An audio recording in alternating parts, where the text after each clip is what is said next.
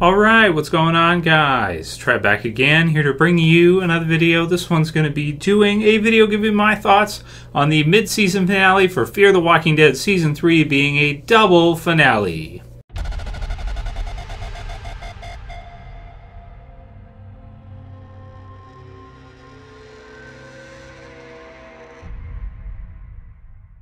Alright, and I want to thank Alexander and the Saviors who pointed this one out, so I'll put the link in the description to the Wikia page for Fear the Walking Dead, so you guys can check the episode guide as well too. So unlike the premiere, most people know, I'm letting you guys know now, hopefully you see this video. If you're a fan of Fear and if you watch it week to week, get excited for the mid-season finale because that's going to be July 9th. Yeah, July 9th. So we have episode 5, which is this coming weekend.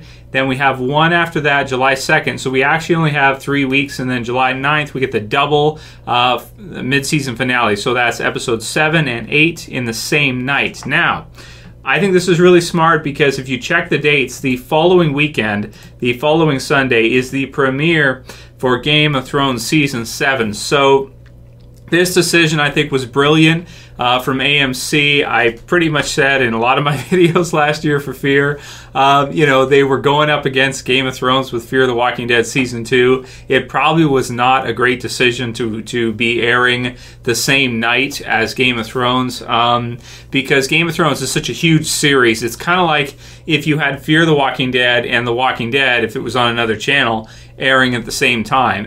It definitely, I think, is a great idea to do a double finale, double mid-season finale, finish it up, give us, all that content, because once the next week hits, a lot of people are going to be watching Game of Thrones, and no matter how good you make the mid-season finale be, people are going to be watching out Game of Thrones on July 16th. There's just no doubt about it. I'll be reviewing it for the channel. I know a lot of you guys are fans of it. If you're not, that's cool, but a lot of you guys are, so absolutely excited for that. Really, really stoked for that. And very happy for this one, too, that they decided that, it's smarter to put this on as a double episode and do it on a Sunday when it makes sense for everybody. So a few weeks left of Fear. It's really like 3 episodes, but, it's 4, but 3 because we get 5, 6, 7 and 8 being the same night. So heads up, that's going to be July 9th for you guys. So just so you know, it's going to be a double finale. There'll be 2 episodes on that night. So don't turn it off after the first episode ends and then miss them killing off Travis or somebody, whatever. Yeah, good stuff. So I'm really excited for that one. And he said, what are your thoughts on Fear giving us another 2-episode mid-season finale? I'd love to hear your thoughts. As always, keep up the good work. Brilliant by AMC for them doing that to avoid the GOT onslaught. As far as ratings go, because everyone's going to be paying attention to that once that hits. So really smart. But aside from that too, I think in another perspective it's good as well because they're going for it with Fear, and I've said that quite a few times this season already. They're taking chances, they're taking risks, they're going after it. They've had some great episodes already this season. The Daniel episode 4, was incredible. They're just going after it. They're doing a really good job, I think, and they're doing the best they can. If it doesn't work, like I said in my video the other day, it's probably not going to work, no matter what they do. If it's just not going to happen with this series and the way it's been going so far, based on what they've done this season, if it doesn't turn it around and get people buzzing about the show, having double premieres, double finales, and putting a lot of effort into them, then the show's probably not going to work anyway. So great comment from him, and yeah, those are my thoughts. Very happy for it, and really appreciating AMC. I think they're doing a great job. They're listening to fan feedback. They're hearing what we have to say, and they're just making smart business decisions to avoid Game of Thrones. I mean, wouldn't you do the same thing? I would think you would if you have a Sunday night show that's a pretty good show and a lot of people tune in. Chris Weidemann says, hey Trev, is Daniel's daughter still alive? If I remember right, didn't a guy find her at the finale last year, and that was the last we saw of her? So yeah, Ophelia is alive so far as we know. There were some pictures with her shown in them for this season, promo pictures, but we have not seen her yet this season. We will see her. You know, I'm looking forward to seeing Daniel and her reunited again. I think we will see that in the show, probably before the mid-season finale at some point. Next one is from TheMindOfBrandon, which I like that name. He says, the guy hammering the nails into zombie heads, so that would be Ephraim, was kind of cartoony. He felt like he actually belonged in the Walking Dead universe, so the original Walking Dead universe. And I agree, that was kind of cartoony, and his whole his look. His theme music was pretty sweet too, right, with the tricycle and everything. That was funny. And it's like, you know, all made out of like garbage and stuff, or it just looked so tattered and just wrecked, and everything just so like poor, and just, oh man, it looked pretty rough. But I thought Ephraim was a really cool character, and the idea of hammering nails into the zombie heads after he kind of knocks them down, and then he gets a nail, and then he uses like a mallet type hammer to hammer them in. That'd be kind of tricky to do, but I guess if you're good with a hammer and you've used it for a while, especially if you worked in construction or something, let's say you did roofing or something, and you're using not like a nail gun, but you're actually doing it the old-fashioned way, which a lot of people do, because you can actually feel it sit. You know, you can feel it kind of connect better than if you use like a nail gun, which you may or may not be able to. So yeah, maybe if he worked in something like that, he'd be so good with it. But me, I mean, every time I work, I like half the time I hit my my damn thumb or something when I'm doing it. I usually get it started and then I pop it in. But try to do that with a zombie that's moving.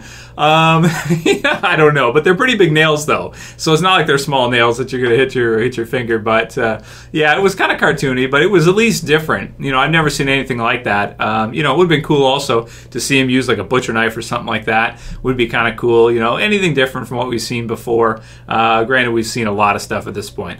Ephraim Campbell says, "Hey Trev, could you do another timeline video of where Fear the Walking Dead is right now in comparison to the original Walking Dead?" So I did do one of those. I did those last week or the week before, like just recently. So I wouldn't be doing one again. I won't be doing one again for a while, probably the end of the season or next year if we get a time skip. But right now, Rick is still in the coma, or basically it's around the time Rick is waking up from the coma. So he's either still asleep or he's just waking up pretty soon. So yeah, it's not very long into the zombie apocalypse at all. Not that much time has passed. So yeah, so that's something to keep in mind. It's kind of cool. But check out the video if you want to hear more details on that. Doug to the Fresh says, "Hey Trev, I've been getting caught up in all your videos after vacation and thumbing them all up." Well, I appreciate that, Doug. Dougie, appreciate that, Dougie. And the rest of you guys too for thumbing them up. I appreciate that. Give you the Trump thumbs up, right? Regarding your Fear the Walking Dead Whisper crossover video, I have thought that that is a possibility ever since Nick did the guts trick so early on. With Travis dead, it would be awesome to see Fear end after 4 seasons. What do you think about Season 8 of The Walking Dead ending with a Madison reveal, then Fear the Walking Dead Season 4 having the death of Nick? Could propel Madison into Alpha and be an amazing Season 9. So we'll have to see what happens with this theory, man. I mean, a lot of people are really digging it. Some people hate it. They think it's just retarded. Some people really like it. They're like, man, that would really make Fear a lot better, because if Madison turned out to be a villain in the original Walking Dead and kind of come in with a season and then go back to do Fear either, if they could figure out how to do it and kind of have her do 2 seasons at once, it'd be really cool. The only problem is if it was like Whispers or something, it would give a timeline set and then she'd have to like switch shows into the other show. So they could never get to that timeline, otherwise Fear would have to end. At the pacing they're going right now, though, considering we're 3 seasons in, you know, almost like we're getting close to the mid-season finale of the 3rd season now, and they're only a couple months or a month or whatever into the zombie apocalypse. I mean, really, if you look at where Rick and the others are at, if they met them, there'd still be a huge time lapse between, so you could still see the rest of Fear from that time to the time they show up in The Walking Dead. But you know, if she goes to The Walking Dead, it'd be hard to kind of have her go back in time and do like a Better Call Saul prequel thing. It could get messy, right? So, I mean, the simplest thing is like, no, they're probably not doing it, but there's so many things in it that are very Whisperer-esque, and it's just very cool. Somebody pointed out the Easter egg maybe that Jeremiah mentions Alpha, right? So there's Alpha, what does he say? Alpha section or Alpha outpost or whatever. And it's just like some people are like, oh, that's cool. I wonder. So, well, right now we're still just kind of wondering. There's no definitive evidence or proof or anything that shows that they're really going there. But it's just such a cool theory, and man, I'd really like to see them do something like that. It would really add to fear, and just to see, to get to see kind of a villain Madison show up against Rick and the others, that would be crazy, man.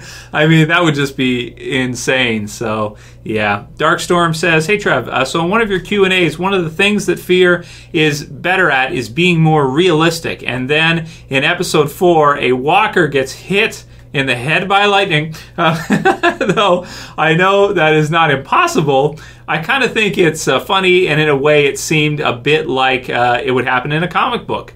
I kind of found that funny and ironic, and that's true. And remember, that's not the more realistic thing was not. That's not my writing. That was what I put into the video on Sunday, referencing an article that you can check out. It's in the channel right now if you want to see that, on comparing, things that Fear the Walking Dead does better than the original. That was an article written by someone else. It was not an article written by me, so that was one of their things, not mine. So just to be clear on that. But, with regards to that one about Fear being a bit more realistic and the characters feeling more like real people rather than kind of cartoony caricatures, you're right that kind of the walker, what are the odds of the walker getting hit by lightning? But they kind of played up the God angle because they had him kind of, say a prayer first, or just kind of, say something first about, needing help or whatever, or kind of it being like Daniel's time to go if that's God's will. And then boom, it gets hit by the lightning bolt. It was cool. I liked it. I thought it was different. We've never seen anything like it before. And I didn't feel like it was unrealistic in a way for them to save Daniel. I kind of felt like it was just kind of part of the chaos that he found himself in. The same with the zombie that came up, was about to bite him, and then you had the dog that came up and kind of distracted it, and then it left. I didn't feel like it was contrived, like they were going this direction and they had to do something in order to make him live. If they really wanted to, they could just not have the lightning bolt scene. They probably just thought it was cool, and something like, in the chaos of the zombie apocalypse world, something like this could happen. So, yeah, I mean, I don't know if I'd say it's unrealistic, or that kind of, to me, sounds like contrived, right?